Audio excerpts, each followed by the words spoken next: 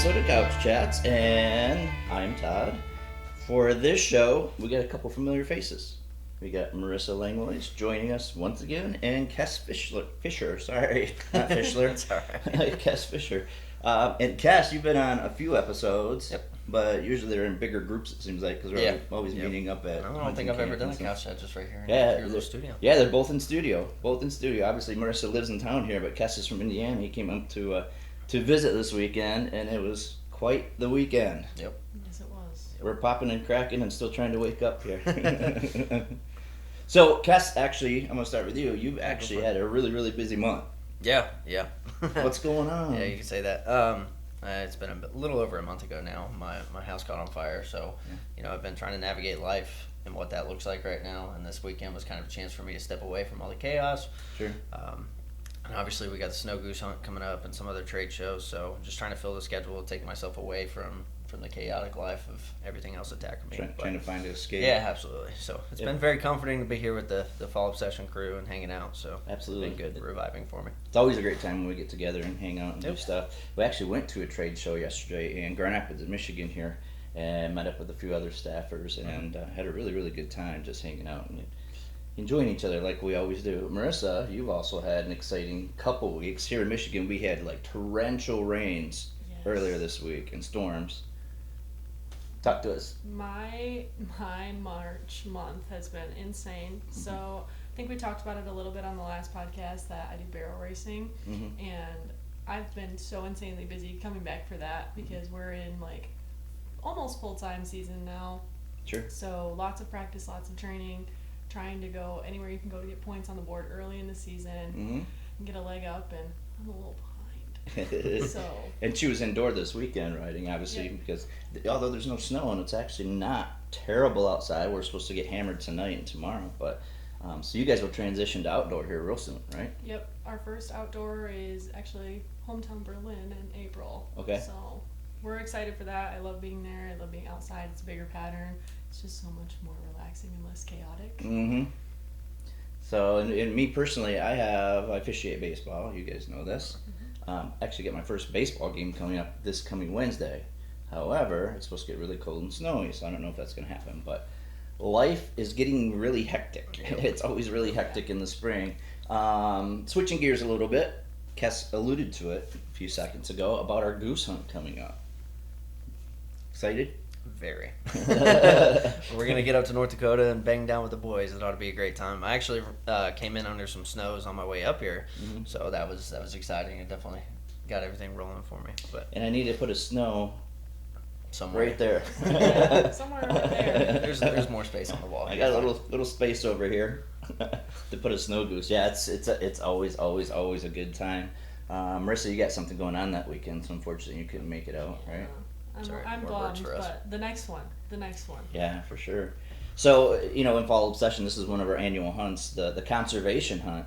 And conservation hunt is, there are so many snow geese. We've talked about this in a lot of different episodes on a lot of different shows. So many snow geese migrating from down south up into Canada. And because there are so many of them, they have a conservation order hunt, which means that there aren't any restrictions in terms of putting plugs in the gun, for example. There aren't any restrictions on the number of geese you can shoot. It's, if you got a shot, take it and whack them and stack them, as Uncle Ted would say, right? And the reason for that is they're absolutely destroying the tundra. They're absolutely destroying the ecosystem up in Canada. So they need geese to be gone. They need to reduce the population. One of the things that they had talked about, because throughout the year you kind of watch what's going on with snow geese, that kind of helps us plan for the next year. And the hatch this year was just an incredible hatch. So they have a lot more snow geese. Which a lot of juvies. That's what we want. Lots of juvies. So put them down early. What are you looking most forward to? Dude, it's always the camaraderie of camp. I can't say it enough. I mean, when you get the guys together, there's just something special that happens. Right. We don't even have to go out to the field, and I would be perfectly content. Like this weekend, right? Yeah. When we got together this weekend, it was just kind of, we had kind of an agenda, but it like you said, we get together and it's just kind of There was detours. Detours. Absolutely. Yeah, that's a good point. Yeah, we had detours, but we also we also did a variety of things. So it's just a blast when we're able to get together now. So outside of Tyler, I think I'm going to be the only non-northerner up there, so I'm going to be hearing plenty of O's. But oh yeah, I'm always looking forward to that when I betcha. come up to see you guys. We don't really say that here in Michigan. We got Aiden, Clayton, and Mark. Every now and again, you guys drop an O. Oh, do we? Oh, Yeah, well, you there just we don't go. pick up on it. Yeah, just dropped one without realizing. Andy is like, well, of course he's from Minnesota. So Oh, yeah. Oh, Oh, you betcha. Yeah, he's a breed. That's where Couch Chat came from.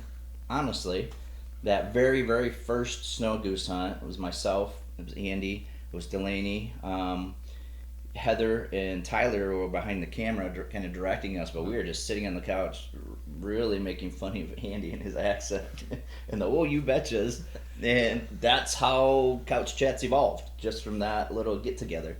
And it's so funny because we talk about how we get together, and the best ideas come when we get into camp or just hang out or whatever. That's why we did a variety of things yesterday, because we had a lot of different, good ideas that were, hey, let's go here and let's go there, and let's do this and let's do that, and lots of fun. So, Marissa, what do you have? What are you looking most forward to with the springtime? I know you said you're super busy, but is it just like, continuing horseback or continuing your racing, your barrel racing? Is it planning for a hunt? What's springtime for me is like full-time barrel racing, and I get excited because I'm finally back outdoors, and indoors and outdoors just not the same. And a lot of our races outdoors include like how we have our camaraderie here. Sure. We have our own camaraderie. Oh, sure, there. it's a different community. And I'm it's sure. barrel Yeah, racer yeah. land, and that like outdoors, it's a group of girls and their husbands sitting in lawn chairs waiting for your 20 seconds of glory for 12 hours a day. Right. So just being able to like sit there and enjoy like each other's company, like you're there to run, but that alone, I'd be fine. I'm like, do I really have to get on my horse right now? Like I could just sit here and finish my drink and just chit chat for the rest of the day. Yeah, there you go.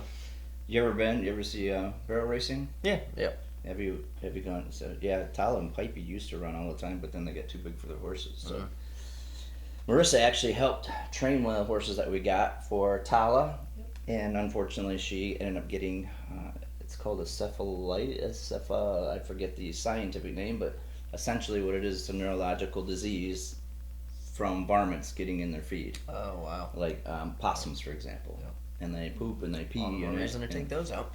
Yeah, another reason. I won't get off on that tangent. So you just brought up just a really really good point. We in the outdoor industry we deal with negative comments every now and then, and we run across people that don't have the same views as us as conservationists and outdoorsmen. And Kess just brought up a perfect point. This is the reason why we have to protect our animals. Protect our environment. Yep.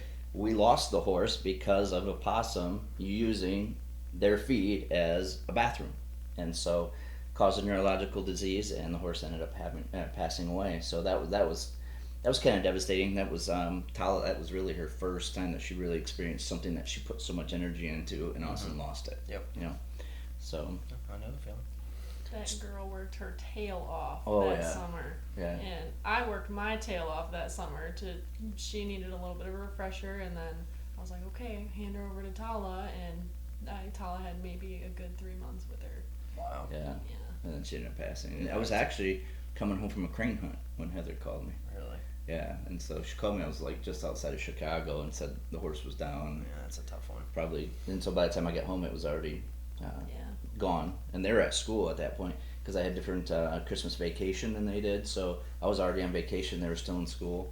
So I was able to take care of it without the girls having, because that can be traumatic too. That's my project. That's my pet. That's in it. Now all of a sudden we're dragging it away to put it. Yep.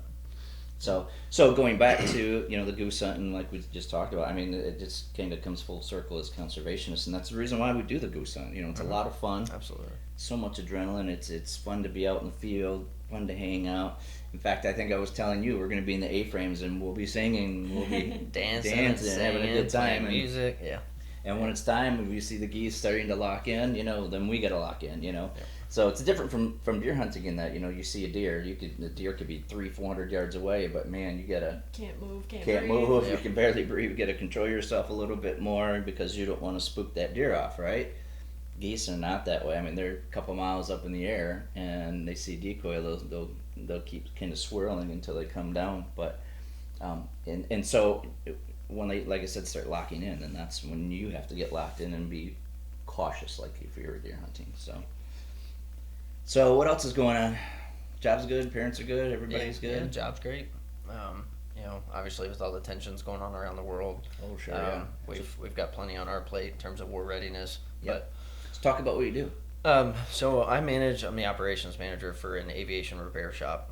So we specialize in a program for GE that flies on the F-16, the F-15, depending on what country's flying it. But we service a multitude of other foreign militaries as well as the United States Air Force. So kind of keeping everybody up in the air right now as the world continues to do what it does. Yeah, exactly. Have their plans and keeps you in business, right? Yep, that's all been great. So we're just looking forward to turkey season right now. Scratching down some sheds as they drop. I was just telling Todd, we saw on Facebook this morning that there's some folks down in southern Indiana. They're saying, it's March 14th. Yeah. And they're saying they've got trail camera photos of bucks that are still holding both sides. So that's crazy. I've only found one shed myself, but by the time I get back home, it'll have time to get boots on the ground and get back out there. Yeah.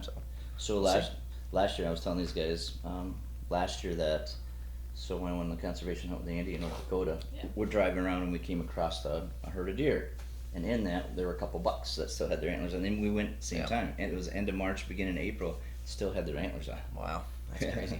That was crazy. And last year, we still had deer that had antlers on at about that time. Jeez. I was still getting them on. This year, I haven't seen any. I haven't seen any since hunting season. Yeah. Like, we had a bunch of snow right after Thanksgiving, and then it all melted before Christmas. And I haven't seen antlers since probably December 1st. Wow.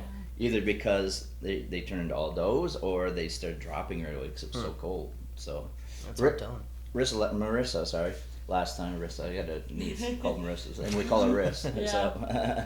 So anyway, last time you were on, we talked a lot about sports, and you actually just had surgery, if I remember correctly, right? I did. From a sports injury, so she was golfing collegiately and that sort of thing. So update us, what's going on in your life now? I have since dialed it back on the golfing, just because, I'm fully healed, but, so for those of you at home who don't know, I had a ligament replaced that holds your kneecap in place, and mine was extra stretched, and when the surgeon opened me, he actually told my parents he was surprised it was even still attached, and it was way worse than he thought. So I had that replaced, and I'm fully healed. I'm cleared to go back to all my normal activities, normal sports, running, stopping, things like that. Including pool. Including pool. So She's a pool shark, everyone. So. Little do you guys know. I decided that it was just too much torque on my knee, and it doesn't feel the same, and it's probably because it's more stable, but it just doesn't feel the same as it did, and I get really nervous, I feel like it's going to go out, or I don't want to damage. I don't want to go through that again. You don't want to sit for 8 weeks with your leg locked straight and then have to go to PT for 2 months to get it back to full range of motion. It is not fun. So I've since dialed it back, and my little gelding that I've been training for barrels, he's doing phenomenal. We're placing in 2D, 1D, so top of the game with the big names up here, and it's just something I really need to devote a lot of my time to, because you got to keep them consistent, you got to keep them winning. We've had a weird transition. So season starts for us, it's August 1st through July 31st. So I was in the top of the slowest people at the end of the season. August 1st last year, obviously, right? Yeah, okay. Yeah. So I was in the top of the slowest, and then we worked and we had a couple months off, and then I came back, and I was the slowest of the fast, and I was uh-oh, that's not good. So now I kind of have to train and pick where I want to be, pick where I need to be, and push him to be a little quicker, a little sharper. Yeah. Get myself there too, because the horse doesn't do all the work, unfortunately. He just runs, and I just sit up there with 9,000 thoughts in my head going, 20-some miles an hour, do this next, don't hit that, go there to that. So lots of hard work to be put in there. Kind of important not to hit things when you're on the back of a horse. Especially, barrel racing, don't hit the barrel. Yeah, exactly. It well, you were hurts. telling us yesterday, so you had a special pair of socks on with basically shin guards, right? So, yeah, actually. Because you raced, and you already said that. We have a couple friends who actually wear soccer shin guards, because It hurts. It hurts. Metal 55 the gallon lip barrel, of a right? metal barrel.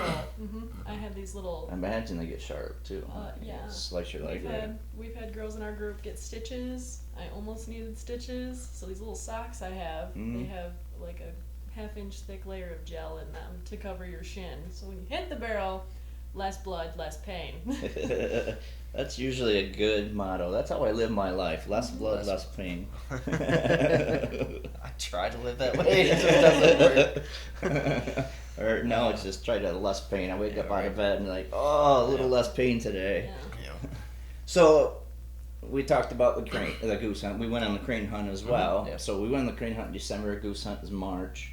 If you guys could come up with any hunt you want, you can pick any hunt to schedule. Follow-up session, staff hunt. Marissa's gonna put one together. Kess is gonna put one together. What would it be? For feasibility purposes right now, I would say heading out west and tearing down on some elk. But the grand scheme of things, and I know we've talked about it, I've got to get after a caribou before it's all said and done. If I had the money, if I was made of money, that's where we'd be on our way right now. Well, and I told you about that DIY I found up there. Yep. It's like 3,000. So yeah, my savings it's not- account is starting to accumulate over there. Yeah, We're his exact comment was rebuild my house or go on a hunt. A house is kind of important. Yeah, maybe. I lived in a barn. Let's be honest. yeah, barn dominium. So, But No. yeah, we have found caribou hunts, so we've talked about that. So I talked to Andy and Sam about it as well. it's So definitely high on the list. flying to Prudhoe Bay, that would be cool. I watch ice road truckers all the time. They're always up Oh yeah. driving Ice to road Prudhoe. truckers. That's a flashback. I know if Mark is listening to this or listens to this, as soon as you say ice road and trucker, or just trucker, he gets kind of excited when he hears things like that. Oh yeah. What about you, Marissa? Well, mine is also an elk hunt.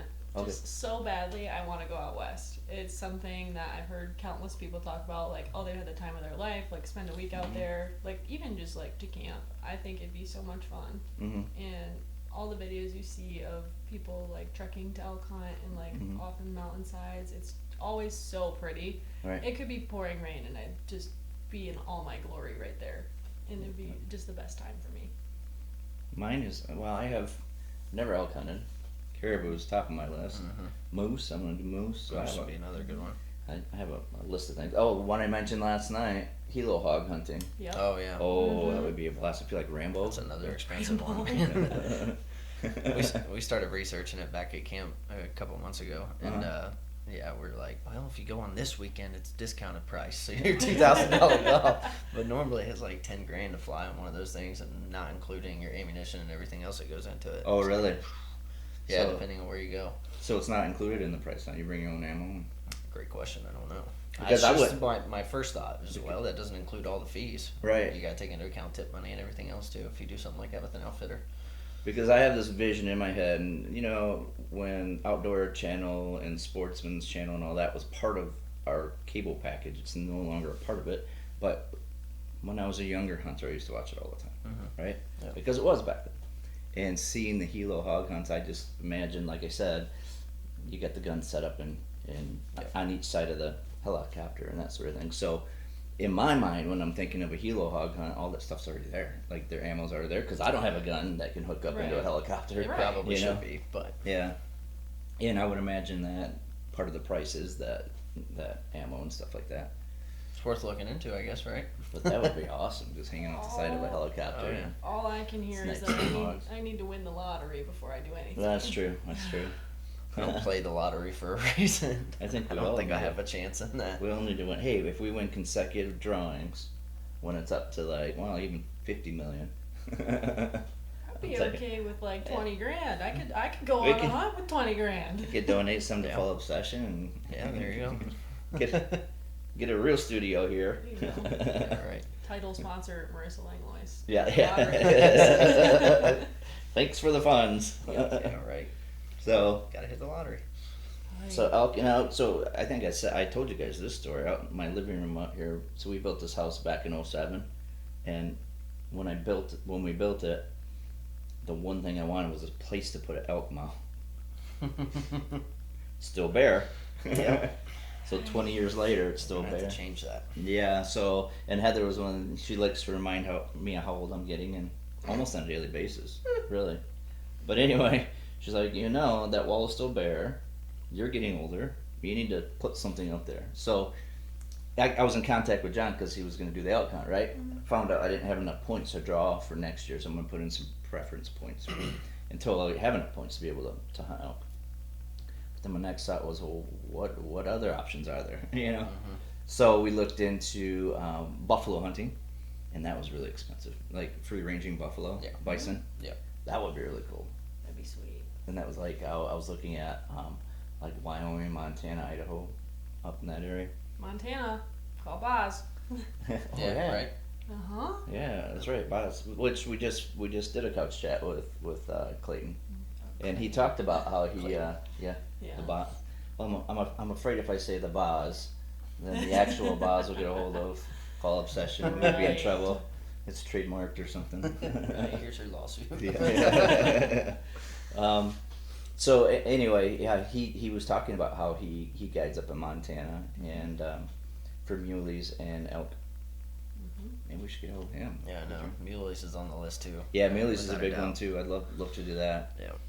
But so I started researching. I looked at bison, and that was kind of expensive.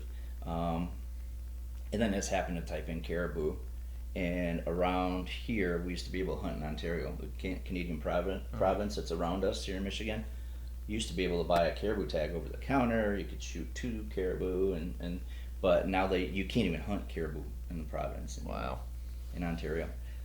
So the only place I found was like Alaska, and so that's why I thought, ooh, and that it was actually very doable. But it's the first opening is like in 2028, and I think they only had like one opening for that year. Wow. I'm sure I wouldn't be surprised if it's already taken. Yeah.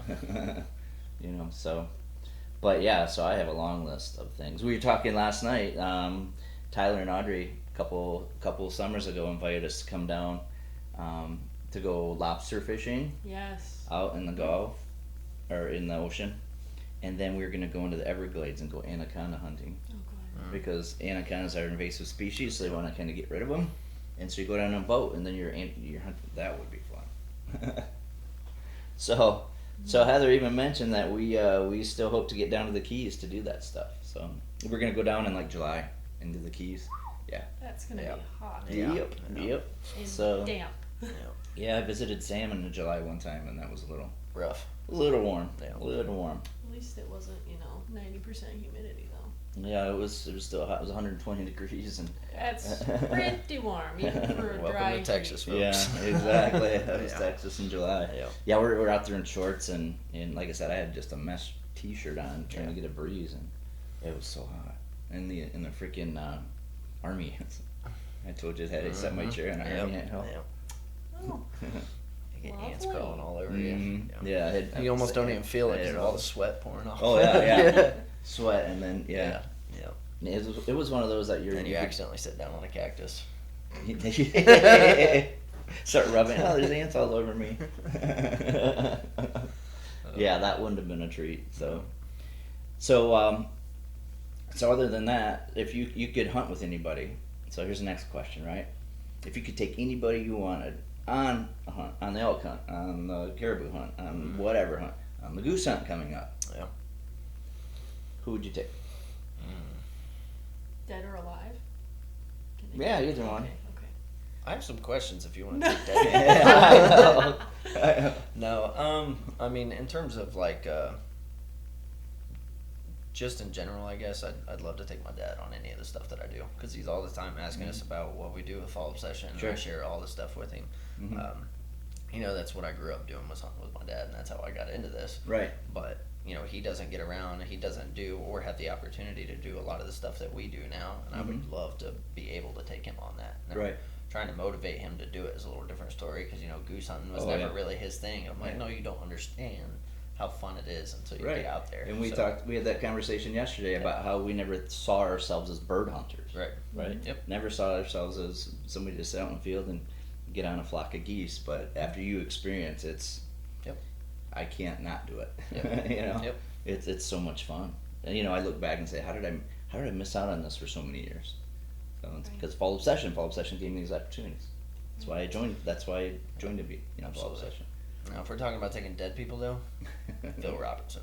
Oh. I would give everything in my life to be able to sit in a duck hole with Phil Robertson and That would listen be to so him just preach, That would be so Yeah, kill some ducks, talk about Jesus, and that's a good life. That's a good hunting trip.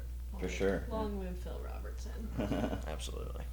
Who'd you take? So I was not lucky enough to have my grandpa in my life that long. He passed away when I was about 6. My Mhm. dad's dad. I would take him because he got my dad into hunting. Mm-hmm. I mean, my dad was adopted, so they adopted him, brought him into their life, taught him everything that they knew, and Mm-hmm. so it would be really special to me if I were able to take him Yeah. on any hunt, even just like whitetail hunting, and hear more. Like now that I'm 21, Yeah. hear like more stories about his life and actually be able to understand and listen and process like Mm-hmm. the good life lessons he could have taught me. I wouldn't have to see anything, just to spend like 6 hours with the man sitting there Sure, talking yeah. and hearing his hunting stories. I think that would be just the best thing. Sure. I would. So I got a long list, but you can only take one. So I wish Heather could come a little more often to some of our If that's excursions. not on the top of your list, you better Yeah. check yourself Good job, before you Todd. post Good this. job. Well, and it's not like we schedule these things because they're like, when's Heather the busy? When do I need to get away from Heather Heather? the busiest. I need to get away from Heather. I know she won't. No, that's not how we do it. Just how it falls and how it aligns. And like the snow goose hunt, for example, we didn't even have a set date till maybe a week ago. Yep. Yeah. Because we're really watching the migration to make sure that we hit it right. Now with the snowstorm hitting this weekend, Andy still says that we're going to be into the geese and we're still going to be in the migration. But so anyway, I wish Heather can't go on this snow goose hunt. She has in the past. Right. We had absolute blast. It was so much fun. And she's gone on the crane hunt in the past. Mhm. But some of the other ones, like the New York hunt, that would have been cool to have her come on Absolutely. that. And even going down to Texas when I hunted with Sam in Texas, that would have been fun to have her come down. So one would be Heather.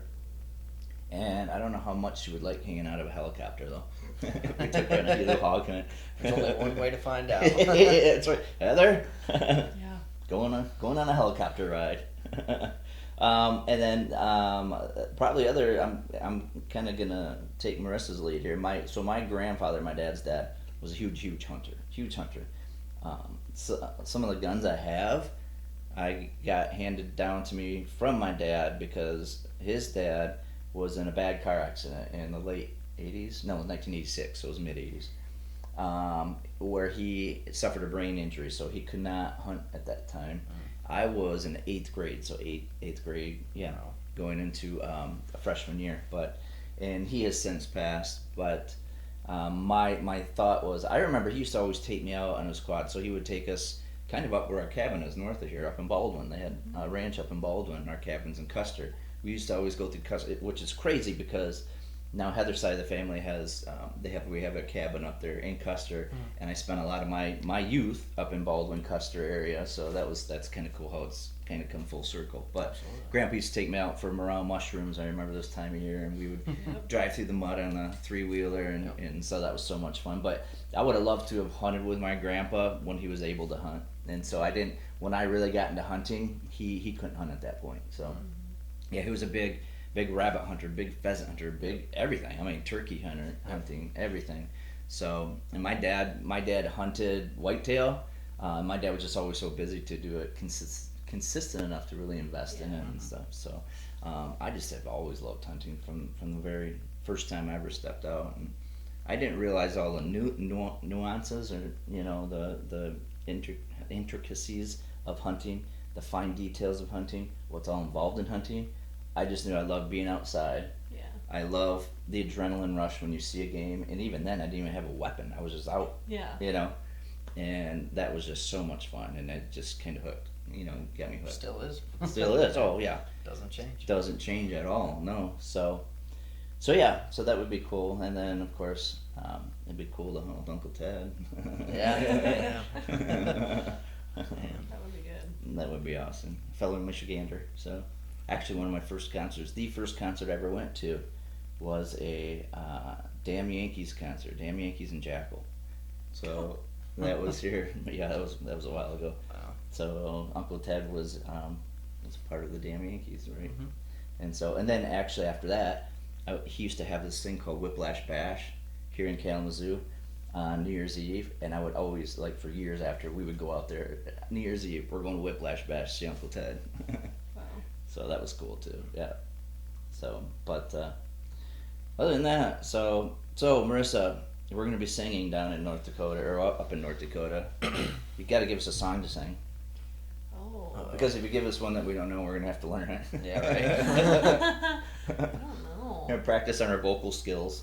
Yeah, you'll have ample time on the drive down. Well, I'm flying. Oh. Yeah, how you Everybody, touch it? yeah. Everybody else will have plenty Yeah, of time to practice. I gotta turn and burn. 14 hours. Yeah. Well, do you know family traditions? Yeah. Oh yeah. Do you know the extra words that go with it? No. No, you better learn those. I don't know the Do extra you know words. the extra words? That right there. Did you catch the O's? Ah. No, See, I told you guys you're hearing it now. Those? No. Those? Oh, you betcha. I'm just. I just had to prove my point. I'll just be over here. I don't know the extra words. You gotta learn them. Okay. Just make sure you download it before your flight so you can listen to it. Yeah, on that's repeat. right You here. have to look it up on like YouTube and TikTok because there's no like version with the extra So, words. when I play my phone in my car, music and stuff, I do like mixes, so different genres, right? Mm-hmm. One of the genres is like John Denver, and then you have all kinds of country, and Hank comes on, and that's like I said, so that's through YouTube, and Hank. so yeah, what's that? I said good old Hank. Yep, good old Hank, and so yeah, so that was, I know Andy and I were singing John Denver last year in the A-frame, and we promised at the beginning of the season here that we'd probably have some singing episodes, so be ready for that, Coach Chat peeps. Good. Count me off that episode. That'd be cool to film in A-frame while we're hunting. We probably could. That'd be really cool if we could can set up make it mics happen. and stuff. Things I do have some yeah. cordless mics that we could just, like the lapels you just hook on. Yeah, That would be really we can cool. make that work. Yeah. We can. Heather, make it what work. song do you want us to sing when we're on snow goose hunt? Marissa requested "Family Tradition" by Hank. But with the Andy's extra gonna love words. that, by the way. What's that? But with the extra words. With the extra words. I think something Bon Jovi. There you go. Wow. After last night, yeah. Speaking of yeah, I saw that the next documentary. You know how they have these rockumentaries or whatever? They have one on Queen. They have one on Elton John. They said the very next one they have one on Bob Dylan. That very next one's gonna Really? be on John Bon. They said it's in the works right now. I'm like, Wow. oh, that'll be a good one. That'll be good. So we got Hank. We got Bon Jovi. Works for me. Kess was getting into some Carly Rae Jepsen last night. Oh, yeah, that too. Oh, you and Pipe. That's why you and Pipe are getting along. Yep. Absolutely. I don't think Pipe and I got along yesterday. She No? wanted nothing to do with me. Oh, she 'cause almost her- left this morning without saying bye. Because her friends were around, so she was That's more all right. more interested in her friends at that I won't point. take it to heart, kid. And because I was there. The Yeah. favorite, Plays a the factor. real favorite. Kess So- is just a stand-in for when I'm not there. But she was talking about Kess for like weeks. When's Kess coming? When's Kess coming? Is he going to my basketball game? We went to the basketball Went to game. the basketball game. Aw. Kess loves how she plays defense. It's like she's a hockey player playing basketball. She reminds me of myself. The smallest one on the court, but It's a bowling ball. So yeah. she had No, a it good was a game. good time. Yeah, Yeah. she did well. Had a good game. Played a tough team. Had a good game. Now she's off at softball practice. So that's how busy her springs are, from one to the other. And then Tala's got track practice later on today. So Which is probably why Heather's in here. Make sure we're closing it up. Yeah. Make sure she can So get to she practice. She Yeah. keeps track of time. So we are at the end of this episode, and like on previous episodes, we started that new segment called the Gauntlet. So we're gonna take Marissa and Kess through the Gauntlet. Uh-oh. For those of you that have never seen the Gauntlet before, the Gauntlet is a series of 5 questions that I ask our guests, and they answer, and there is no right or wrong answer. It's just a way for us to get to know you a little bit better based on the topic we're talking about. So, the topic for this Gauntlet are animals. Animals. So, animals that you would like to hunt. Kind of answered it I in was this just saying, episode I think already. Yeah. we went I through this know. a little bit. So we came up with a gauntlet question before we started the episode, by the way, and so so anyway, The whole episode was the gauntlet question, I guess. I think that I can name this first one. So, would you rather hunt caribou, Marissa, or moose? Moose. Moose? Yep. Caribou, right? Caribou. And this is a hard one for me because, like I said, I want to hunt caribou, but I also want to hunt moose. I've actually read, whatever, in my research on different animals, that caribou and moose meat are like the top tastier, I guess, flavorful meats, the best meats that you can eat. Those are the top two, caribou and moose. So that would be really, really cool. They are both very high on the list, regardless. Yeah, Moose exactly. is a close second, but Exactly. All right, Kess. Next one. Dull sheep or bighorn? bighorn. Marissa? Yeah, big one. I'm a bighorn guy too, just because it's so rare. That's Yep. truly a once in a Definitely. lifetime. Yeah. You draw a bighorn tag, you'll only draw it one time in your life. Yep. So yeah, for sure, a bighorn. Bighorn. Got plenty of Um, space on the wall for that one. Yeah, I exactly. could take your elk spot. I could. So we went to Colorado a few years ago, and they kept talking about how bighorn come down out of the mountains. You'll see them. You'll see bighorn. Man, we sat out where they were supposed to be crossing for like days. Not, I mean, obviously we go there consecutive days in a row and sit there. At the time they said that they normally come down, we never saw. Never bighorn. saw a bighorn. Yeah, so we were kind of disappointed about that. All right, Marissa, whitetail or muley? Muley. Muley. Yeah. I want one big one. There's a lot of extra information that's got to go into that question. Yep. Is it one muley for like 5 years or a whitetail every single year? Then I'm going to Ooh, go that's a big- whitetail. I mean, I'll take 130, 140 inch whitetail every Sure. single year over shooting a 200 inch deer once every 10 years. That's Sure. my personal opinion. Right. But, I mean, if it's just for that year, I'd love to kill a muley. Yeah. Just so I can check it off the list. But So kind of piggybacking off of what you say, I would like to kill a muley or go after a muley, simply because I can go after a whitetail anytime I want. Right. You know? That's why. Yeah. So I'd love to go after a muley. Next one, Kess, you're up. Elk or red stag? elk is very high on the list just because of feasibility, but red stag is a dream. That's So yes, red red stag. That's another Red once in a stag. lifetime. Marissa. Yep. Elk, actually. Elk. Mhm. I think if I had the choice, if I had an opportunity to hunt either one or the other, I think I would choose the red stag as well. So just because I'll be they're, the I mean, elk they're on they're that. part of the elk family, so Right. it's an elk, right? Right. It's from a different It's part of the world. Just kind of like what It's we better. we were talking about bears the other day, where actually Clayton was talking to us on Friday about that, and or Boz was, and he was talking about how bear, because he also guides in Alaska. They have brown bear, they have grizzly bear, and they have Kodiak bears. Mhm. All the same bear. It's just geographically where they're from. Yep. Like same thing. Red stag is an elk. They're not native here. I think they're more from New Zealand type. Yeah. Last question. Marissa, would you rather shoot duck or geese? Duck. Duck. Look, man, if I can hunt with Phil Robertson, it's duck. But outside of that, geese. I am hooked on geese, so bring on the geese. That's all for the gauntlet. Congratulations, you guys. There it goes. Nice job. Nice episode. Nice job. Thanks for joining us, everybody. Check us out on social media, Facebook, Carbon TV Network, Waypoint TV. Again, thanks for joining us. Stay obsessed. Stay obsessed. See y'all later.